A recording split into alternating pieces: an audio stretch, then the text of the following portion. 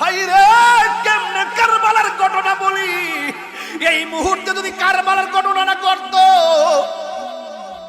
বাড়িঘর সব বেচা বিমান দিয়ে আকাশ দা উইরা যায় নবীর আউলাদের মুখের মধ্যে বাংলার জমিনের পানি নিয়ে মুখে ঢাইলা দিতাম।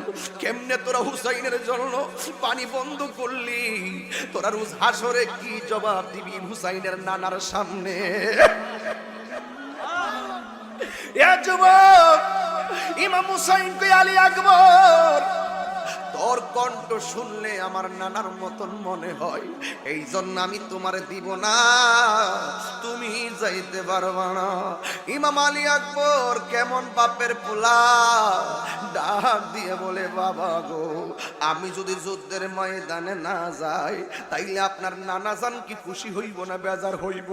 ওরা আপনার মারতে আসতেছে, আমি যদি